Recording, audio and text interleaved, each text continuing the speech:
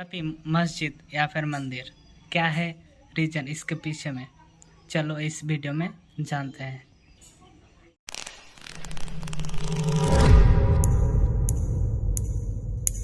So after Ayodhya, the big focus is now with regard to Kashi. आप हर मस्जिद को छीनना चाहते हैं। त्रिशूल मस्जिद के अंदर क्या कर रहा है? राम मंदिर के बाद एक बहुत ही बड़ा अपडेट। अब तक आपको शायद ये पता चल गया होगा कि आर्कियोलॉजिकल सर्वे ऑफ इंडिया को पुख्ते सबूत मिले हैं कि ज्ञानवापी मस्जिद नहीं बल्कि एक मंदिर है, जिसको कंसिडर करके 31 जनवरी 2024 को वाराणसी कोर्ट ने वहां पर हिंदूज को पूजा करने की परमिशन भी दे दी है। सो इसका मतलब एटलीस्ट ये साइंटिफिकली प्रूव हो गया कि ज्ञानवापी मंदिर को मोहम्मद घोरी ने ही तोड़ा था। लेकिन क्या आप जानते हो घोरी को एक्चुअली में बुलाया किसने था? वेल, आपको सुनकर शॉक लगेगा, उसे बुलाने वाला और कोई नहीं बल्कि एक हिंदू राजा था। यस, दैट्स ट्रू, लेकिन हमें ये कभी नहीं बताया गया। एक क्वेश्चन, हमें बताया गया है कि ज्ञानवापी मंदिर को औरंगजेब ने तोड़कर वहां पर एक मस्जिद खड़ी की थी। लेकिन क्या आप जानते हो वो मंदिर एक बार नहीं बल्कि 3 बार तोड़ी गई है 3 अलग अलग लोगों द्वारा। लेकिन फिर भी हिस्टोरिकली हर बार हिंदू पक्ष ने वहीं पर मंदिर दोबारा खड़ा किया है। एंड फाइनली सबसे इंटरेस्टिंग बात इस केस में जानते हो वहां पर मंदिर है ये कैसे प्रूव हो पाया? वेल, इसमें मुस्लिम साइड से एक काफी बड़ी गलती हो गई थी, जिस एक गलती से एएसआई को 2 ऐसे मेजर प्रूफ्स मिल गए जिससे उन्होंने महज 92 डेज के अंदर ये डिक्लेयर कर दिया कि यस, वहां पर मंदिर ही है। तो चलो इन प्रूफ्स को ना थोड़ा डिटेल में समझते हैं ताकि आपको कोई कंफ्यूजन ना रहे कि वहां पर वाकई में एक मंदिर था, ये कोर्ट ने मजबूरन कैसे एक्सेप्ट किया। लेकिन सबसे पहले स्टार्ट करते हैं ज्ञानवापी के एक बहुत ही यूनिक इतिहास से। ज्ञानवापी को कैसे और क्यों 3 बार तोड़ा गया उस कहानी से आज इस वीडियो में हम मंदिर बनने से लेकर कोर्ट में केस रजिस्टर होने तक की पूरी कहानी सब कुछ डिटेल में सिर्फ 5 मिनट में समझेंगे। सो इस पूरे मुद्दे को समझने से पहले आप सभी को ये लेआउट ध्यान से देखना चाहिए। यह है वाराणसी का काशी विश्वनाथ मंदिर, जहां पर एट प्रेजेंट भगवान शिव की पूजा की जा रही है। बट हिंदू पक्ष का ऐसा कहना है कि उनका असली काशी विश्वनाथ मंदिर मात्र 45 मीटर्स की दूरी पर ज्ञानवापी मस्जिद के अंदर है, क्योंकि उस मस्जिद को मंदिर तोड़कर बनाया गया था। बट ये मंदिर हिंदूज के लिए आखिर इतना इंपॉर्टेंट क्यों है? सो ये मंदिर कोई आम शिव मंदिर नहीं है, बल्कि भारत के 12 ज्योतिर्लिंगा में से एक है, जिनके दर्शन से सैल्वेशन यानी कि मोक्ष की प्राप्ति होती है। लेकिन अनलाइक राम मंदिर, ज्ञानवापी के केस में सारे हिस्टोरियंस बिना किसी डाउट के यही मानते हैं कि 1194 सीई में मोहम्मद घोरी के ऑर्डर्स पर उसके जनरल कुतुबुद्दीन ऐबक ने वाराणसी में कई सारे मंदिर तोड़े थे और उन्हीं तोड़े गए मंदिरों में से एक ये काशी का ज्ञानवापी मंदिर था। अब यहीं पर आता है कहानी का वो इंटरेस्टिंग ट्विस्ट। जैसे मैंने आपको पहले बताया था, जिस मोहम्मद घोरी के ऑर्डर्स पर इस मंदिर को तोड़ा गया था, असल में उस घोरी को इंडिया के ही एक हिंदू राजा ने इनवाइट किया था एक दूसरे हिंदू राजा के खिलाफ लड़ने के लिए। सो इस कहानी की शुरुआत बेसिकली होती है साल 1185 में, जब प्रेजेंट डे उत्तर प्रदेश के कन्नौज इलाके में राजा जयचंद उनकी बेटी संयोगिता का विवाह स्वयंवर रखते हैं। अब इस स्वयंवर में राजा जयचंद उस दौर के सभी राजाओं को इनवाइट करते हैं सिवाय राजा पृथ्वीराज चौहान के, जबकि राजा की बेटी संयोगिता खुद पृथ्वीराज चौहान जी से ही शादी करना चाहती थी। सो इस स्वयंवर की खबर सुनते ही पृथ्वीराज जी खुद राजा के घर आ जाते हैं और भारी सभा में उनकी बेटी को अपने साथ लेकर चले जाते हैं। अब जाहिर सी बात है, ये घटना राजा जयचंद के लिए काफी एम्बैरेसिंग साबित होती है, क्योंकि खुले दरबार में उनकी बेइज्जती सी हो गई। और बस यही शुरुआत होती है राजा जयचंद और पृथ्वीराज चौहान जी के बीच दुश्मनी की। इसी दुश्मनी के दौर में फिर एक ऐसा समय आता है जब राजा जयचंद अफगानिस्तान में बैठे मोहम्मद घोरी को भारत आने का आमंत्रण देते हैं ताकि वो हमला करके पृथ्वीराज चौहान का राज्य अपने कब्जे में ले सके। और घोरी एग्जैक्टली यही करता है। वो अफगानिस्तान से भारत आता है और यहाँ पर आकर पृथ्वीराज चौहान से युद्ध करता है। अब क्योंकि घोरी ये अफगानिस्तान का रूलर था, तो वो यहाँ पर रहकर रूल नहीं कर सकता था और इसीलिए अपने राज्य में दोबारा लौटते समय घोरी ने इंडिया में अपने जनरल कुतुबुद्दीन ऐबक को दिल्ली का सुल्तान बना दिया और उसे बेसिकली इंडिया में रूल करने के लिए इंस्टॉल कर दिया। हिस्टोरियंस के हिसाब से सुल्तान बनते ही कुतुबुद्दीन ऐबक ने घोरी के ऑर्डर्स पर नॉर्दर्न इंडिया में कई सारे मंदिर तोड़े और इन्हीं तोड़े गए मंदिरों में से एक था वाराणसी का विश्वनाथ मंदिर। सो बेसिकली इसी वजह से एक हिंदू राजा के घोरी को बुलाने की वजह से ज्ञानवापी विश्वनाथ टेम्पल एक्चुअल में टूटा था। वहां के लोकल्स ने उसी जगह पर वापस से मंदिर को खड़ा कर दिया। बट इस मंदिर को भी 1490 में लोधी डायनेस्टी के सिकंदर लोधी ने वापस से दूसरी बार तोड़ दिया और वापस मंदिर के जगह पर एक मस्जिद खड़ा कर दिया। लेकिन हिंदूस इस बार भी शांत नहीं बैठने वाले थे। साल 1585 में फिर राजा टोडरमल आते और वो वापस से वहां पर एक मंदिर खड़ा करते। लेकिन अफसोस, ये बनाने के सिर्फ 84 इयर्स बाद 1669 में वापस से ज्ञानवापी मंदिर को औरंगजेब के ऑर्डर्स पर तीसरी बार तोड़ा गया और वहां पर एक ज्ञानवापी मंदिर के जगह पर ज्ञानवापी मस्जिद खड़ा कर दिया गया। सो इस तरीके से हिस्टोरिकली मंदिर को 3 बार तोड़ा गया, बट हिंदूज द्वारा वहां पर पूजा पाठ हमेशा से की जाती थी। यहां तक कि मराठा क्वीन अहिल्याबाई होलकर जी ने 1780s में जब प्रेजेंट डे काशी विश्वनाथ मंदिर बनवाया गया था, जो ओरिजिनल मंदिर से थोड़ी ही दूर है, उसके बाद भी हिंदू साल 1991 तक ज्ञानवापी मस्जिद के अंदर भी जाकर पूजा करते थे। बट जब 1992 में अयोध्या में बाबरी मस्जिद गिराया गया, तब से सरकार ने उत्तर प्रदेश में बढ़ रहे कम्युनल टेंशंस को देखते हुए ज्ञानवापी मस्जिद कॉम्प्लेक्स में भी हिंदूस का पूजा करना पूरी तरह से बैन करवा दी। अब यहाँ पर एक और गौर करने वाली बात यह है कि राम मंदिर वाला मुद्दा ब्रिटिशर्स के टाइम से ही कई बार कोर्ट्स में फाइल हो चुका था, बट ज्ञानवापी मामले में तो आजादी के बाद से ही ये मुद्दा पूरी तरह से एक ठंडे बक्से में पड़ा हुआ था। लेकिन जैसे कि मैंने आपको पहले बताया, हिंदुइज्म में शिव भगवान का एक काफी बड़ा प्रोमिनेंस है। उनको देवों का देव महादेव कहा जाता है और ऐसा माना जाता है कि शिवा ब्रह्मांड के सुप्रीम गॉड है। लेकिन इसके बावजूद हम शिवा के बारे में काफी बातें नहीं समझते, जैसे कि आखिर हम शिवलिंग की पूजा ही क्यों करते हैं, ज्योतिर्लिंगा 12 ही क्यों है और वो उन्हीं 12 जगहों में स्थित क्यों है और उसकी पूजा करना हमारे लिए इतना इंपॉर्टेंट क्यों है, सृष्टि का जन्म आखिर कैसे हुआ था और अंत में आखिर क्यों ऐसा कहा जाता है कि शिव भगवान में सृष्टि का नाश करने की भी ताकत है। इन सब का जवाब आपको वेद व्यास जी द्वारा लिखित शिव पुराण में मिल जाएगा, जो एक काफी भव्य किताब मानी जाती है और आज के जमाने में इस पूरी किताब को पढ़कर उसे समझना काफी मुश्किल है। इसीलिए आप कुकू एफएम पर शिव पुराण आदि से अंत की कथा ये ऑडियो शो सुन सकते हो, जिसमें इस किताब का सारा नॉलेज, सारे स्टोरीज काफी सिंपल वर्ड्स में एक्सप्लेन किया गया है। ऑल्सो शिव पुराण में काफी अच्छे से ये भी व्यक्त किया गया है कि अगर जिंदगी में कोई भी उलझन आती तो उन्हें एक शांत दिमाग से सुलझाया कैसे जा सकता है। इस ऑडियो शो को आप स्पेशली रात को अनवाइंड करते समय सुन सकते हो, आप अच्छे से रिलैक्स हो जाओगे। तो अगर आपने अब तक कुकू एफएम को सब्सक्राइब नहीं किया है तो इसे जरूर चेकआउट करना। नीचे डिस्क्रिप्शन में मैंने 50% ऑफ का कूपन कोड भी डाल दिया है, गौरव50, जिससे आपको पूरे 1 महीने का सब्सक्रिप्शन सिर्फ 49 रुपीज में मिल जाएगा। लेकिन इसे जल्दी अवेल करना, क्योंकि ये फर्स्ट मंथ के सब्सक्रिप्शन के लिए ही वैलिड है। लेकिन इसके बावजूद इस मुद्दे पर पहला डिस्कशन ही काफी लेट हुआ। 1984 में जब दिल्ली में भारत के कोने कोने से आए 558 संतों ने मिलकर एक रेजोल्यूशन पास किया और इस पर अपने डिमांड्स रखे कि उन्हें 3 मंदिर वापस से रिक्लेम करना है। नंबर 1 काशी, नंबर 2 मथुरा और नंबर 3 राम मंदिर। अब इस डिमांड के ठीक 8 सालों बाद 18 सितंबर 1991 को पीवी नरसिम्हा राव की गवर्नमेंट ने एक काफी कंट्रोवर्शियल एक्ट पास किया, प्लेसेस ऑफ वर्शिप एक्ट। इस एक्ट के क्लॉज 4 में क्लियरली मेंशन्ड है कि 15 अगस्त 1947 के बाद से कोई भी रिलीजियस स्ट्रक्चर का रिलीजियन नहीं बदला जाएगा। मतलब इस एक्ट का बेसिकली ये कहना था कि अगर समझो एक मस्जिद 1947 के पहले मंदिर हुआ करती थी, तो अब इस एक्ट के आने से उस मस्जिद को वापस से मंदिर नहीं बनाया जा सकता। इस एक्ट का मेन एम ये था कि राम मंदिर की तरह वापस से किसी और मंदिर का डिमांड ना पेश किया जाए। लेकिन इस एक्ट के लागू होते ही हिंदू पक्ष को यह समझ में आ गया था कि इससे सरकार उन्हें उनके काशी टेम्पल को वापस लेने से रोक रही है, और इसीलिए आप देखोगे प्लेसेस ऑफ वर्शिप एक्ट को लाया 1 महीना भी नहीं हुआ था कि 15 अक्टूबर 1991 को इंडियन हिस्ट्री में पहली बार काशी विश्वनाथ का केस कोर्ट में पहुंचा। और डिड यू नो,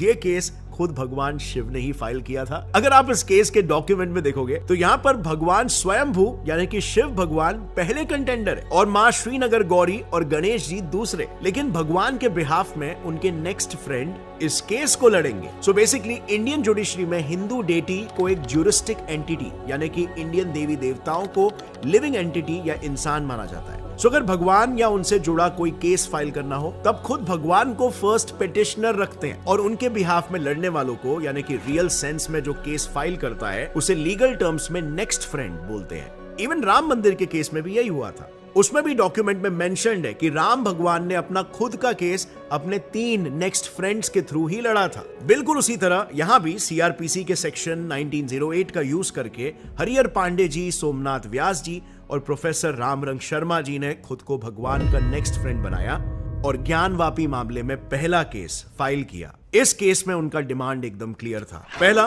पूरा ज्ञानवापी कॉम्प्लेक्स काशी के मंदिर का ही पार्ट है, इसीलिए वो उन्हें सौंप दिया जाए। दूसरा, वहां पे इलीगली बनाए गए मॉस्क को डिमोलिश किया जाए ताकि वहां पर वापस से ज्ञानवापी मंदिर को खड़ा किया जा सके। इसके बाद 1998 में भी एक केस फाइल किया गया था मुस्लिम पक्ष द्वारा प्लेसेस ऑफ वर्शिप एक्ट का ही हवाला देते हुए, लेकिन उसमें भी कुछ सब्सटैंशिएट नहीं हो पाया। और फिर कहानी में आता है एक मेजर टर्निंग पॉइंट। अगस्त 2021 में जब 5 औरतों ने वाराणसी कोर्ट में एक पिटीशन फाइल किया। उनका कहना था कि मस्जिद के अंदर हमारे भगवान शिव, मां श्रृंगार गौरी, गणेश जी और हनुमान जी है और हमें उनकी पूजा करने की परमिशन दी जाए। अब हुआ यूं कि उनके इसी डिमांड को 1 साल बाद अप्रैल 2022 में वाराणसी सिविल जज ने कंसिडर किया और अजय कुमार मिश्रा नाम के एक एडवोकेट कमिश्नर को वीडियोग्राफी सर्वे करने का ऑर्डर दिया। ये ऑर्डर देते हुए कोर्ट ने कहा, चेक करो कि क्या सच में मस्जिद में भगवान है। अब अंत में सर्वे कंप्लीट करके उसे वाराणसी कोर्ट में सबमिट कर दिया गया और 23 मई 2022 को वाराणसी कोर्ट में वीडियोग्राफी सर्वे के फाइंडिंग्स में पता चला कि ज्ञानवापी मस्जिद में इंडीड हिंदू मंदिर का मलबा, हिंदू देवी देवताओं की मूर्ति और मस्जिद के पिलर्स पर हिंदू भगवानों की आइकॉनोग्राफी मौजूद है। इनमें भी सबसे इंपॉर्टेंट थे 2 सबूत। नंबर 1, एक बड़ा पिलर जहां पे सिंदूर लगा हुआ था, जिसको पिटिशनर्स मां श्रृंगार गौरी बता रहे थे। नंबर 2, भगवान शिव का एक बड़ा शिवलिंग जो वाजू खाने में सिचुएटेड है। ना वाजू खाना मस्जिद में नमाज के पहले हाथ पैर धोने वाली जगह को बोला जाता है, लेकिन इस क्लेम पर मुस्लिम पक्ष का कहना था कि ये एक शिवलिंग नहीं बल्कि एक फाउंटेन है और यही एक्चुअली में उनकी सबसे बड़ी गलती साबित हुई। क्योंकि इस मुद्दे पर एक डिबेट छिड़ गई तो सबसे पहले ये वर्डिक्ट दे दिया गया कि सबसे पहले वाजू खाने में हाथ पैर धोना बंद कर दिया जाए। दूसरी बात, अब तक तो वीडियोग्राफी सर्वे पब्लिक में रिलीज भी नहीं हुई थी, लेकिन कोर्ट ने ये जजमेंट दे दिया कि अब उस मस्जिद पर एक hardcore evidence backed scientific ASI survey conduct किया जाए, क्योंकि आमतौर पर वीडियोग्राफी सर्वे को उतना साइंटिफिक और क्रेडिबल नहीं माना जाता। सो बेसिकली इससे हुआ यह कि जहां पर मेजॉरिटी हिंदूज और मुस्लिम्स को वाजू खाना के बारे में पता भी नहीं था, लेकिन इस डिबेट की वजह से वो न्यूज वायरल हो गया और सबको पता चल गया, जिससे प्रेशर बना और 92 डेज का एक एक्सटेंसिव ASI सर्वे वहां पर शुरू हो गया। और पिछले ही महीने 18 दिसंबर 2023 को ASI ने अपनी survey report Varanasi civil court में सबमिट की। जब राम मंदिर प्राण प्रतिष्ठा के ठीक 3 दिन बाद वाराणसी कोर्ट ने दोनों पक्षों को ASI की रिपोर्ट्स की कॉपी सबमिट की, मुस्लिम पक्ष ने तो इस रिपोर्ट के पब्लिक होने पर भी ऐतराज जताया। बट जैसे ही ASI का ये सर्वे पब्लिक हुआ, वैसे ही मीडिया चैनल्स ने इस कंक्लूजन पेज को बढ़ चढ़कर कवर किया।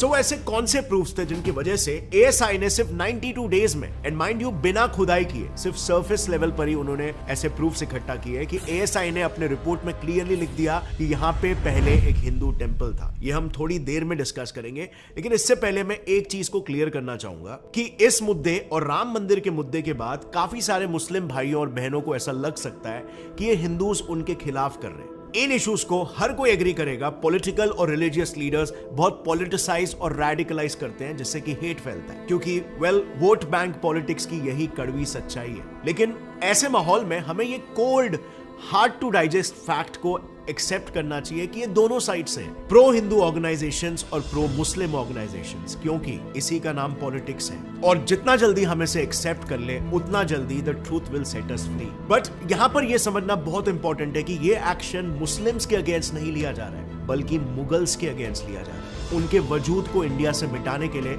जिस तरह से ब्रिटिशर्स को भी मिटाया जा रहा है, जैसे आपने न्यू पार्लियामेंट बिल्डिंग में देखा, ऐसे में इंडियन मुस्लिम भी भारत के रिच कल्चर का उतना ही बड़ा पार्ट है जितना भारतीय हिंदूज है, लेकिन मुगल्स नहीं, जिन्होंने हमें कई सदियों तक लूटा। आज दुनिया भर में इंडिया की जो इमेज बन रही है वो भारतीय कल्चर के बेसिस पर बन रही है, क्योंकि भारतीय कल्चर हमें अपनी पहचान देता है। यही पहचान हमारी ब्रांडिंग है, जो हमारे टूरिज्म इंडस्ट्री को सपोर्ट करेगी और हमारे जियोपॉलिटिकल एफिलिएशंस को भी, क्योंकि भारतीय कल्चर भारत तक ही सीमित है और दुनिया भर में यूनिक है। और सबसे बड़ी बात, ये 140 करोड़ लोगों को यूनाइट करने की ताकत रखती है, जो इससे पहले हमारे इतिहास में कभी नहीं हुआ। सो ऐसी कल्चरल ब्रांड पोजिशनिंग भारत को एक विकसित देश बनाएगी, जिसका फायदा भारतीय हिंदू मुस्लिम्स दोनों को मिलेगा। इनफैक्ट इंडियन मुस्लिम्स भी इंडियन कल्चर के प्राउड पार्ट है। सो मेरी बस इतनी सी रिक्वेस्ट है इंडियन मुस्लिम से कि इस इशू को अगर कोई ऐसा पेश कर रहा है कि ये एंटी मुस्लिम है, तो उस हेट में मत आओ। इंडियन हिंदूज को मुस्लिम से कोई प्रॉब्लम नहीं है, मुगल से है। और इंडियन मुस्लिम्स को भी मेरे ओपिनियन में होना चाहिए, क्योंकि उन्होंने हमें ही लूटा है और कईयों को तो फोर्सफुली कन्वर्ट भी किया without giving them a choice. But आज हमारे पास एक मौका है एक इंडियन, एक भारतीय के गर्व में यूनाइट होने का, क्योंकि इंडिया ही हमारा वो सुनहरा भविष्य है जो हम साथ मिलकर बनाएंगे। धर्म से पहले देश आना चाहिए दोनों धर्मों के लिए मेरे नजरों में, और खुशहाली अपने आप छाएगी। वेल, आपकी इसमें क्या राय है आप नीचे कमेंट सेक्शन में जरूर शेयर करना। बट बढ़ते हैं आगे, हम बात कर रहे थे उन प्रूफ्स के बारे में जो एएसआई ने कोर्ट को दिए। पहला प्रूफ, भगवान की मूर्ति। इस पूरे ज्ञानवापी के एएसआई सर्वे में टोटल 55 पत्थर की मूर्तियां मिली है, जिनमें से 15 तो शिवलिंग ही थे। बट इसके अलावा भी वहां पर 5 मूर्तियां हनुमान जी की थी, 3 गणेश जी की, 3 विष्णु भगवान की और 2 मूर्तियां थी कृष्ण और नंदी जी की। इसे कंसिडर करते हुए एएसआई को यह पता लगा कि यस, इस साइट पर पूजा हुआ करती थी। अब दूसरे प्रूफ्स थे मंदिर के पिलर्स। तो एएसआई ने अपनी रिपोर्ट में मूर्तियों के अलावा पिलर्स और स्टोन स्लैब के इंस्क्रिप्शंस का भी मेंशन किया है। जैसे फॉर एग्जांपल ये है स्टोन इंस्क्रिप्शन जिसमें क्लियरली राम लिखा हुआ दिख रहा है। इवन ज्ञानवापी में ऐसे भी कुछ पिलर्स है जहां पे कुछ इस टाइप के लोटस और ऐसे दिखने वाले त्रिशूल इंस्क्राइब्ड है। अगर आप प्रेजेंट ज्ञानवापी मस्जिद के बैक वॉल पर भी देखोगे तो इस आर्क में भी आपको फ्लावर्स और बेल्स के डिजाइन देखने को मिलेंगे, जिनका हिंदुइज्म में काफी प्रोमिनेंस है। अब ये सारे वो प्रूफ्स है जो एएसआई के रिसर्च के दौरान उन्हें मिले थे, लेकिन कुछ प्रूफ्स के लिए हमने भी इंडिपेंडेंटली अपनी रिसर्च की। तो हमें भी इंडियन से लेकर चाइनीज फॉरेन ट्रैवलर्स तक ऐसे कई प्रूफ्स मिले जिसमें ज्ञानवापी मंदिर का क्लियर जिक्र हुआ है। इनफैक्ट एक प्रूफ तो यू वोंट बिलीव बट खुद औरंगजेब का था। Starting with Indian literary proof. इसमें सबसे पहले बात करते हैं इंडिया के ही oldest literary source Skanda Purana की, जो 7th सेंचुरी में लिखी गई थी। स्कंद पुराण के अगर आप काशी खंड में देखोगे तो वहां पर क्लियरली ज्ञानवापी मंदिर के बारे में लिखा हुआ है। इसके मुताबिक ये जगह भगवान विश्वेश्वर का होली स्पॉट है। इसमें मेंशन्ड है कि शिव जी ने खुद कहा कि मैं तो सारे शिवलिंग और ज्योतिर्लिंग में वास करता हूँ, बट मेरा काशी विश्वनाथ वाला शिवलिंग स्वरूप सबसे अलग है। अब सबूतों के एक एडेड डिमेंशन के लिए हमने फॉरेन लिटरेरी प्रूफ्स के लिए भी रिसर्च किया। अगर फॉरेन ट्रैवलर्स की बात की जाए तो ज्ञानवापी केस में सबसे ज्यादा प्रोमिनेंट ट्रैवलॉग है जेम्स प्रिंसेप का। ट्रैवलॉग का बेसिक मतलब होता है अपना रिटन व्लॉग, जो पुराने जमाने के ट्रैवलर्स लिखा करते थे। जेम्स प्रिंसेप उस वक्त के prominent research think tank Asiatic Society of Bengal के फाउंडिंग एडिटर और फेमस लिथोग्राफर यानी कि एक टाइप के पेंटर भी थे। सो उन्होंने अपनी book Banaras illustrated a series of drawings में विश्वेश्वर मंदिर की लेआउट बनाई थी। अगर आप इस लेआउट में ध्यान से देखोगे तो यहाँ पे उन्होंने विश्वनाथ मंदिर के लेआउट में सेंटर वाले गर्भगृह की जगह पर महादेव लिखा हुआ है, और बाकी मंदिर के डेडिकेटेड पार्ट्स में क्या हुआ करता था, जैसे गणेश मंडप, शिव मंडप, तारेश्वर, द्वारपाल, इन सब का उन्होंने डिटेल में मेंशन किया है। जेम्स प्रिंसेप जब बनारस विजिट पर थे तब उन्होंने वहां पे 2 पेंटिंग्स और बनाई थी। एक है ये जिसमें आप टेंपल के रिमेन्स क्लियरली देख सकते हो, और दूसरा कुछ ऐसा दिखने वाला स्केच जो उन्होंने वहां के लोकल्स द्वारा दिए हुए डिटेल्स के आधार पर बनाया था, जो बिल्कुल आप आज के मस्जिद में भी देख सकते हो। जेम्स के अलावा ईबी हैवल, जो कि ब्रिटिश राज में एक प्रोमिनेंट आर्ट हिस्टोरियन हुआ करते थे, उन्होंने अपने book Banaras the sacred city के पेज नंबर 182 में लिखा है कि ज्ञानकूप यानी कि वेल ऑफ नॉलेज एक हिंदू मंदिर यहां पर लोकेटेड था। सेम पेज पर ईबी हैवल ने लिखा हुआ है कि भगवान विश्वेश्वर के पुराने मंदिर को औरंगजेब के ऑर्डर्स पर तोड़ा गया था, और इसके शिवलिंग को बचाने के लिए वहां के लोकल पंडित्स ने शिवलिंग को ज्ञानवापी मंदिर में लोकेटेड एक कुएं में छुपा दिया, जिसका हिंदूस मस्जिद बनने के बाद भी पूजा किया करते हैं। इसका ईबी हैवल्स ने अपने बुक में फोटो भी दिया है, जो एक्सक्लूसिवली आप यहां पर देख सकते हो। Even foreign Chinese traveller Hyun सांग